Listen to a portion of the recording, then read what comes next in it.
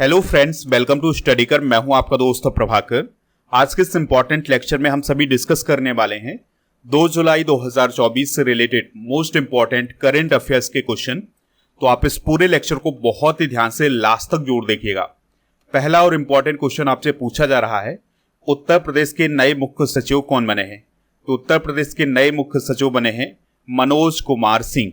तो मनोज कुमार सिंह अब उत्तर प्रदेश के नए चीफ सेक्रेटरी बनाए गए हैं। ऑप्शन डिस्कस कर लेते हैं। तो शांति कुमारी का नाम आया है, तो यह तेलंगाना की पहली महिला मुख्य सचिव हैं और ये वर्तमान में भी तेलंगाना की मुख्य सचिव हैं। ब्रजेश मेहरोत्रा की बात करें तो ये बिहार के नए मुख्य सचिव हैं और बीरा राणा मध्य प्रदेश की दूसरी महिला मुख्य सचिव हैं। तो ये सभी नियुक्तियां आप नोट कर सकते हैं। चलिए इस क्वेश्चन को डिस्कस करते हैं। तो आईएएस ऑफिसर हैं मनोज कुमार सिंह, तो उन्हें उत्तर प्रदेश का नया चीफ सेक्रेटरी बनाया गया है दुर्गा शंकर मिश्रा के स्थान पर। यानी अभी तक दुर्गा शंकर मिश्रा उत्तर प्रदेश के चीफ सेक्रेटरी थे, लेकिन अब उनके स्थान पर मनोज कुमार सिंह चीफ सेक्रेटरी बनाए गए हैं। Manoj Kumar Singh infrastructure and industrial development की कमिश्नर के रूप में काम करेंगे। इसके अलावा यूपीडा के वो सीईओ के रूप में भी काम करेंगे। मनोज कुमार सिंह 1988 बैच के आईएएस ऑफिसर हैं। आपको याद रखना है कि जो चीफ सेक्रेटरी होता है वो किसी भी राज्य के प्रशासनिक अधिकारियों में सबसे वरिष्ठ अधिकारी होता है और उसका काम होता है सभी प्रशासनिक अधिकारियों को कंट्रोल करना। उत्तर प्रदेश से रिलेटेड जीके डिस्कस कर लेते हैं, क्योंकि कल के लेक्चर में हम उत्तर प्रदेश से रिलेटेड करंट अफेयर्स डिस्कस कर चुके हैं। तो अगर आपने कल का वीडियो नहीं देखा है तो वहां पर देख लीजिएगा, करंट अफेयर्स आपको वहां पर मिल जाएगा।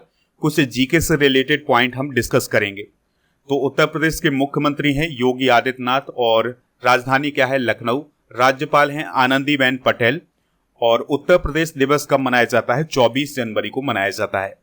यहां पर जिलों की संख्या कितनी है? 75। राजकीय पक्षी है सारस और क्षेत्रफल की दृष्टि से भारत में इसका चौथा स्थान है। और इसका सीमावर्ती देश कौन है? यानी उत्तर प्रदेश की सीमा किस देश से लगती है? तो इसकी सीमा नेपाल से लगती है। और उत्तर प्रदेश की सीमा किन किन राज्यों से लगती है? तो इसको भी आप याद रखिएगा। उत्तराखंड, हिमाचल प्रदेश, हरियाणा, राजस्थान, मध्य प्रदेश, छत्तीसगढ़, झारखंड, बिहार और केंद्र शासित प्रदेश दिल्ली से इसकी सीमा लगती है। यानी कि 8 राज्यों और 1 केंद्र शासित प्रदेश से उत्तर प्रदेश की सीमा लगती है।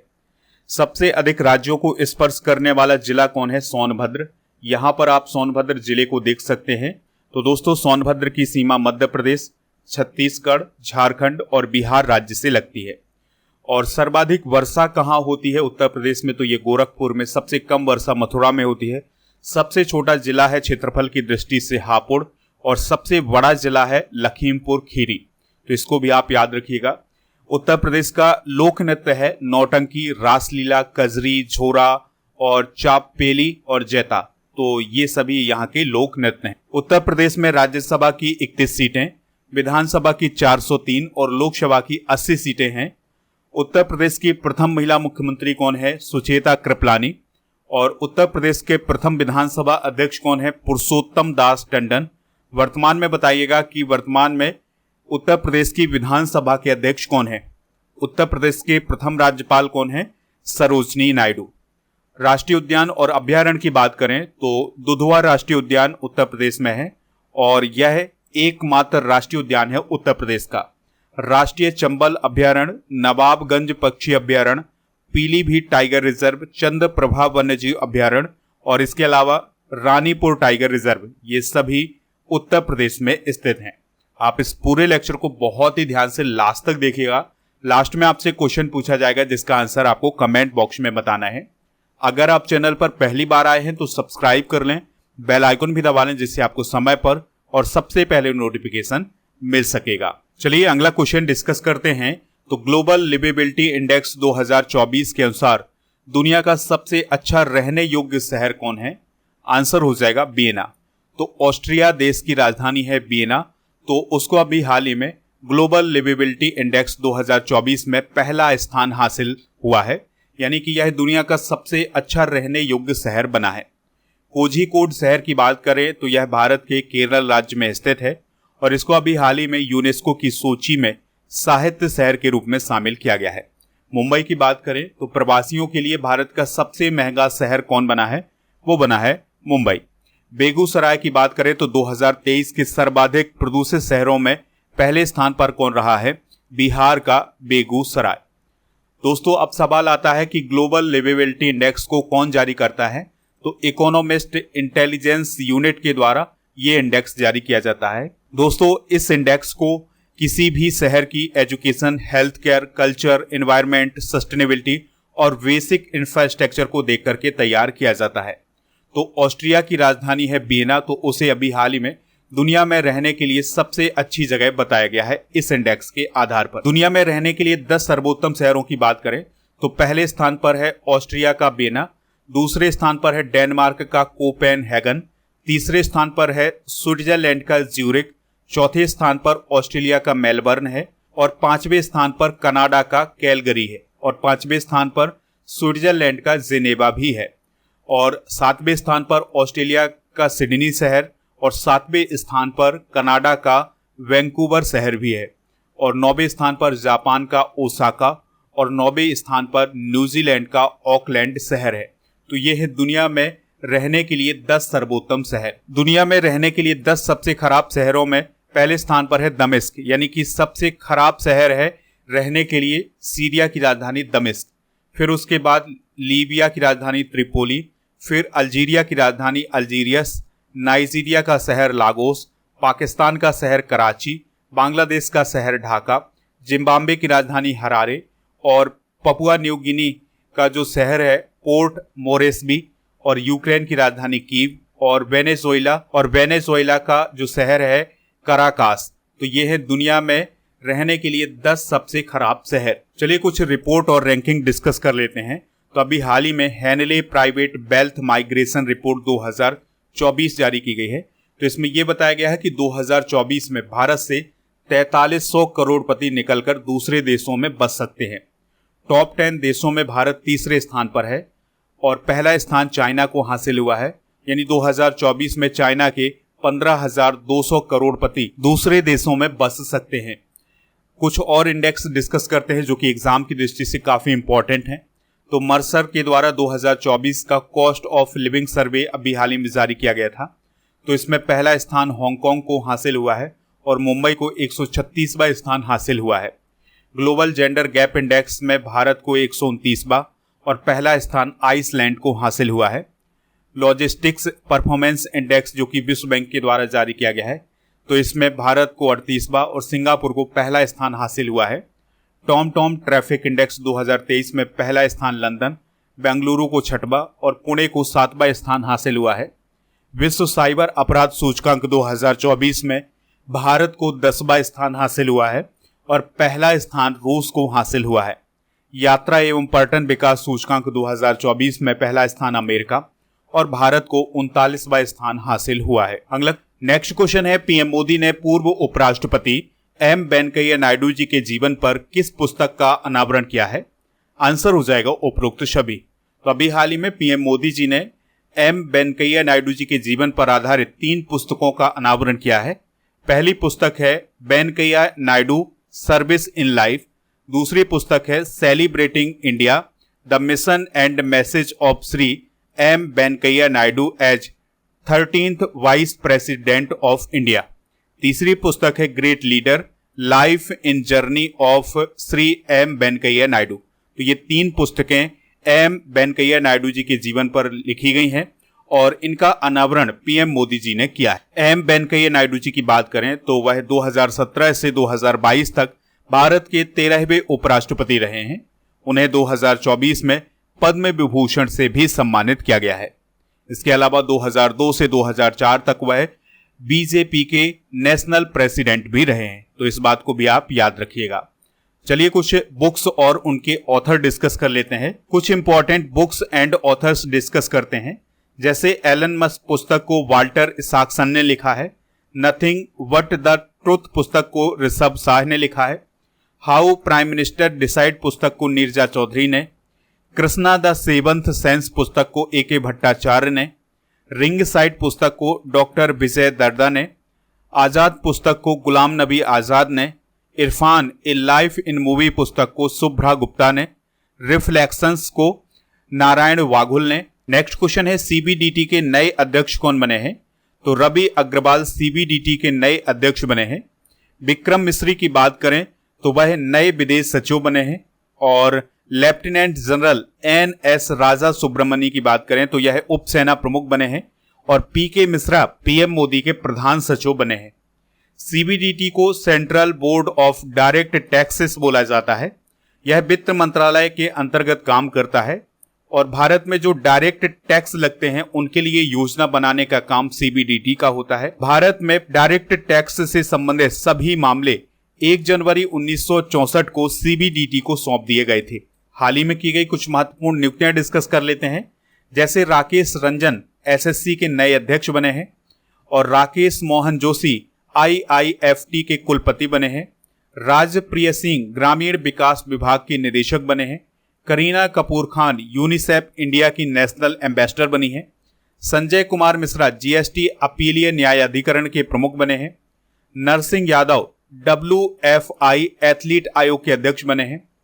और प्रोफेसर नईमा खातून AMU यानी अलीगढ़ मुस्लिम यूनिवर्सिटी की पहली महिला कुलपति बनी है। और नलिन नेगी भारत पे के मुख्य कार्यकारी अधिकारी। संजना सांघी स्पेस इंडिया की ब्रांड एम्बेसडर। और प्रियंका जारकीहोली अभी हाल ही में विधानसभा में सबसे कम उम्र की जनजाति सांसद बनी है। नेक्स्ट क्वेश्चन है राष्ट्रीय चिकित्सक दिवस कब मनाया जाता है, यानी नेशनल डॉक्टर्स डे कब सेलिब्रेट किया जाता है? तो हर साल 1 जुलाई को राष्ट्रीय चिकित्सक दिवस मनाया जाता है। दोस्तों 1 जुलाई को राष्ट्रीय डाक कर्मचारी दिवस और जीएसटी दिवस भी मनाया जाता है।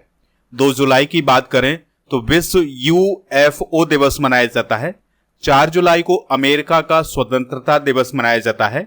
और 6 जुलाई को विश्व जूनोसिस दिवस भी मनाया जाता है। तो ये सभी दिवस भी आप नोट कर लीजिएगा। चलिए बात करते हैं राष्ट्रीय डॉक्टर दिवस की।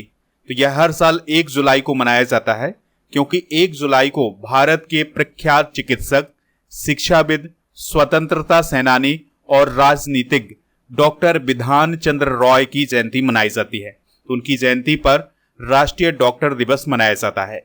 2024 के राष्ट्रीय डॉक्टर दिवस की थीम क्या है? Healing hands, caring hearts. हर साल इंडियन मेडिकल एसोसिएशन के द्वारा यह दिवस मनाया जाता है। इस दिवस की शुरुआत 1991 में हुई थी। डॉक्टर बिधान चंद्र रॉय का जन्म हुआ था 1 जुलाई 1882 को बिहार में और इनकी मृत्यु भी 1 जुलाई को हुई थी 1962 में। और ये पश्चिम बंगाल के दूसरे मुख्यमंत्री रहे हैं, यानी इन्होंने पश्चिम बंगाल के मुख्यमंत्री के रूप में भी काम किया हुआ है और ये 14 साल तक पश्चिम बंगाल के चीफ मिनिस्टर रहे हैं। इन्हें बंगाल का आर्किटेक्ट कहा जाता है। 1961 में इन्हें भारत रत्न से सम्मानित किया गया था। हेल्थ से रिलेटेड कुछ इंपॉर्टेंट डे डिस्कस करते हैं। जैसे 4 फरवरी को विश्व कैंसर दिवस, 21 मार्च को विश्व डाउन सिंड्रोम दिवस, 24 मार्च को विश्व क्षय रोग दिवस, 2 अप्रैल को विश्व ऑटिज्म जागरूकता दिवस, 7 अप्रैल को विश्व स्वास्थ्य दिवस, 17 अप्रैल को विश्व हीमोफीलिया दिवस, 25 अप्रैल को विश्व मलेरिया दिवस, 28 जुलाई को विश्व हेपेटाइटिस दिवस, 14 नवंबर को विश्व मधुमेह दिवस और 1 दिसंबर को विश्व एड्स दिवस मनाया जाता है। नेक्स्ट क्वेश्चन है 1 जुलाई 2024 से लागू की गई भारतीय न्याय संहिता यानी BNS में कितनी धाराएं हैं? आंसर हो जाएगा 358 धाराएं हैं। तो 1 जुलाई 2024 को भारत में 3 नए आपराधिक कानून लागू हो गए हैं और उन 3 कानूनों के नाम क्या है? भारतीय न्याय संहिता यानी BNS 2023, भारतीय नागरिक सुरक्षा संहिता यानी BNSS 2023 और भारतीय साक्ष्य अधिनियम यानी BSA 2023। तो ये 3 कानून अब भारत में लागू हो गए हैं और इन 3 कानूनों को किसके स्थान पर लागू किया गया है ये बात भी आपको याद रखनी है।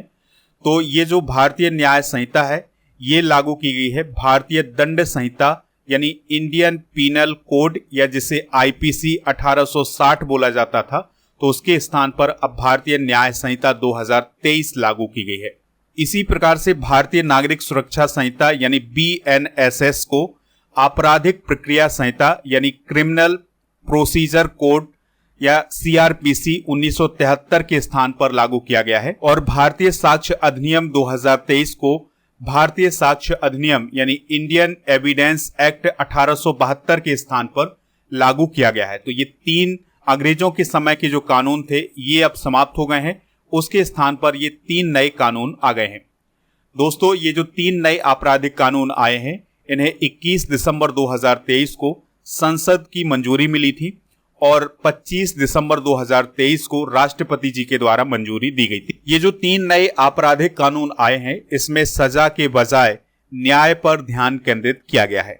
कुछ इंपॉर्टेंट फैक्ट भी डिस्कस कर लेते हैं। तो अब जो भारतीय न्याय संहिता लागू हुई है 2023 की, इसमें 358 धाराएं हैं, जबकि जो आईपीसी थी उसमें 511 धाराएं थी। जो नया बिल लाया गया है, इसमें कुल 20 नए अपराध जोड़े गए हैं, यानी कि 20 नए अपराध बताए गए हैं इस संहिता में, और जिनमें से 33 के लिए कारावास की सजा भी बढ़ाई गई है और 23 अपराधों के लिए अनिवार्य न्यूनतम सजा की शुरुआत की गई है। यौन अपराधों से निपटने के लिए भारतीय न्याय संहिता ने महिलाओं और बच्चों के खिलाफ अपराध शीर्षक से एक नया अध्याय जोड़ा है। सामूहिक बलात्कार के सभी मामलों में 20 वर्ष कारावास या आजीवन कारावास का प्रावधान है तथा 18 वर्ष के कम आयु की महिला के साथ सामूहिक बलात्कार को अपराध की नई श्रेणी में रखा गया है। तो ये कुछ प्रावधान किए गए हैं। पहली बार भारतीय न्याय संहिता में आतंकवाद को परिभाषित किया गया है और इसे दंडनीय अपराध बताया गया है। दोस्तों, भारतीय नागरिक सुरक्षा संहिता की बात करें तो इसमें 531 धाराएं हैं, जबकि जो सीआरपीसी थी उसमें 484 धाराएं थी। भारतीय साक्ष्य अधिनियम में 170 प्रावधान किए गए हैं। तो ये सभी फैक्ट आप नोट कर लीजिएगा। कुछ अपराध में आईपीसी की धारा और बीएनएस की धारा में अंतर समझते हैं। जैसे मर्डर के अपराध को पहले आईपीसी की धारा में 302 में परिभाषित किया गया था और अब बीएनएस की धारा 101 में परिभाषित किया गया है। इसी प्रकार से धोखाधड़ी को पहले 420 में, अब 318 में, रेप को पहले 375 में, अब धारा 63 में, गैंग रेप को पहले धारा 376D में, अब धारा 70 में परिभाषित किया गया है।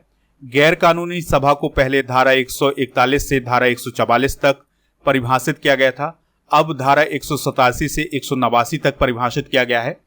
दंगे को पहले धारा 146 में परिभाषित किया गया था, अब 191 में।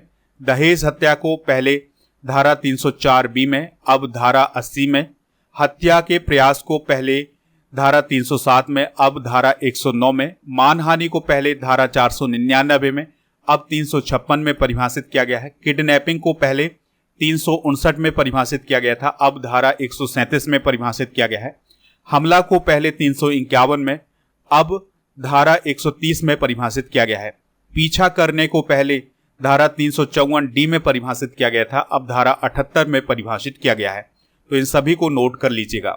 नेक्स्ट क्वेश्चन है, मुख्यमंत्री किसान सम्मान निधि योजना का शुभारंभ किस राज्य में किया गया है? आंसर हो जाएगा इसका राजस्थान में। तो राजस्थान में मुख्यमंत्री किसान सम्मान निधि योजना की शुरुआत की गई है।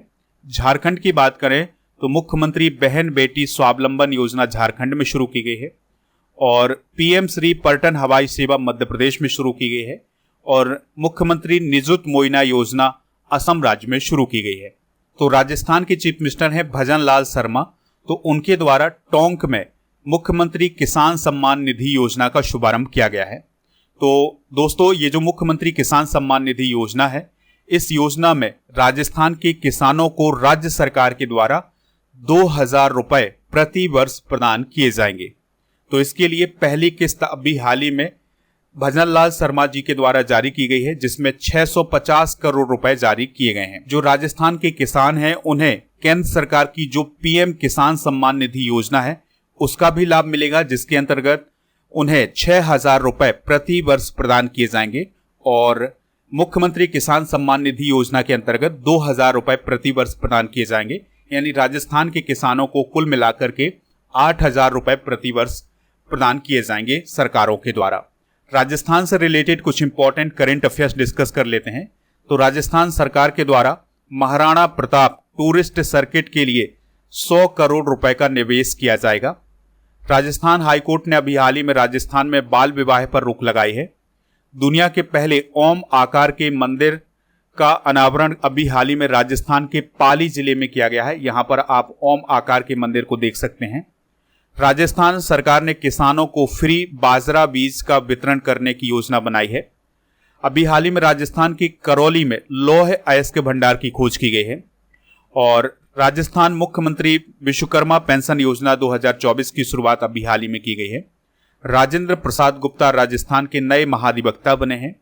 अंतर्राष्ट्रीय ऊंट महोत्सव राजस्थान के बीकानेर में आयोजित किया गया है। वासुदेव देवनानी राजस्थान विधानसभा के अध्यक्ष बने हैं। सौर पार्क योजना क्षमताओं में राजस्थान और आंध्र प्रदेश अग्रणी राज्य रहे हैं। राजस्थान की जैसलमेर में 115 मिलियन वर्ष पुराने सार्क जीवाश्म की खोज की गई है। तो ये सभी करंट अफेयर्स आप। अगला क्वेश्चन है, लियोन मास्टर्स शतरंज प्रतियोगिता 2024 का खिताब किसने जीता है? आंसर हो जाएगा विश्वनाथन आनंद ने। तो विश्वनाथन आनंद ने लियोन मास्टर शतरंज प्रतियोगिता 2024 का खिताब अपने नाम कर लिया है। जो लियोन मास्टर शतरंज प्रतियोगिता है, इसका आयोजन स्पेन में किया जाता है। तो इस प्रतियोगिता को 10वीं बार भारत के विश्वनाथन आनंद ने जीता है। आनंद ने इससे पहले 1996, 99, 2000, 2001, 2005, 2006, 2007, 2011 और 2016 में लियोन मास्टर शतरंज प्रतियोगिता को जीता है। आपको याद रखना है कि जो लियोन मास्टर शतरंज प्रतियोगिता है, इसका आयोजन हर साल स्पेन के लियोन शहर में किया जाता है और इसमें 4 शतरंज के खिलाड़ी हिस्सा लेते हैं। क्वेश्चन है, टेस्ट क्रिकेट में सबसे तेज दोहरा शतक बनाने वाली पहली महिला खिलाड़ी कौन बनी है? आंसर हो जाएगा सैफाली वर्मा। तो दोस्तों, भारतीय क्रिकेटर हैं सैफाली वर्मा। तो उन्होंने अभी हाल ही में टेस्ट क्रिकेट में सबसे तेज दोहरा शतक बनाया है। उन्होंने 194 गेंदों में 200 रन बनाए थे और ये दोहरा शतक उन्होंने दक्षिण अफ्रीका के खिलाफ बनाया है। सैफाली वर्मा ने अपनी पूरी पारी में 205 रन बनाए थे, जिसमें उन्होंने 23 चौके और 8 छक्के लगाए थे। दोस्तों, सैफाली वर्मा मिताली राज के बाद टेस्ट में दोहरा शतक बनाने वाली दूसरी भारतीय महिला क्रिकेटर बन गई हैं। मिताली राज ने 2002 में इंग्लैंड के खिलाफ 214 रन बनाए थे। आपको एक पॉइंट और याद रखना है कि वर्तमान में भारतीय महिला क्रिकेट टीम की कप्तान कौन है? हरमनप्रीत कौर। इस लेक्चर का लास्ट क्वेश्चन है, हाल ही में किसने CBEX-2 नामक एक नए विस्फोटक बम को सफलतापूर्वक विकसित और प्रमाणित किया है? आंसर हो जाएगा इसका भारतीय नौसेना यानी इंडियन नेवी ने। तो अभी हाल ही में भारतीय नौसेना ने CBEX-2 नामक एक नए विस्फोटक बम को सफलतापूर्वक विकसित किया है और उसे प्रमाणित भी किया है। इस बात को आप याद रखिएगा।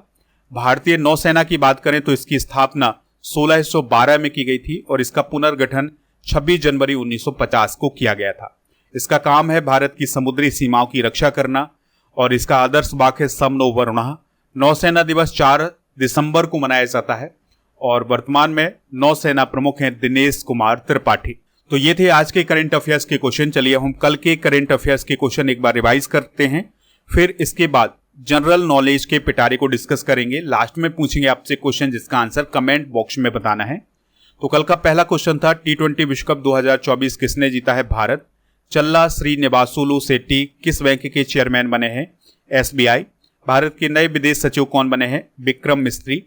निम्न में से किस भारतीय क्रिकेटर ने T20 क्रिकेट से संन्यास की घोषणा की है? रविंद्र जडेजा, विराट कोहली, रोहित शर्मा। यूरोपीय परिषद के अध्यक्ष कौन बने हैं? Antonio Costa. मुख्यमंत्री माझी लाड़की बहन योजना किस राज्य में शुरू की गई? महाराष्ट्र। उत्तर प्रदेश के किस जिले में बायोप्लास्टिक पार्क स्थापित किया जाएगा? Lakhimpur Kheri. High speed expendable aerial target अभ्यास का सफलतापूर्वक परीक्षण किसने किया है? DRDO। मनोज आहूजा किस राज्य के मुख्य सचिव बने हैं? ओडिशा। FATF के टॉप 5 ग्रुप में कौन सा देश शामिल हुआ है? भारत। आज के जनरल नॉलेज के पिटारे में हम कुछ प्रमुख लोक नृत्य डिस्कस करेंगे, जैसे मध्य प्रदेश से रिलेटेड है मटकी, राई और कर्मा।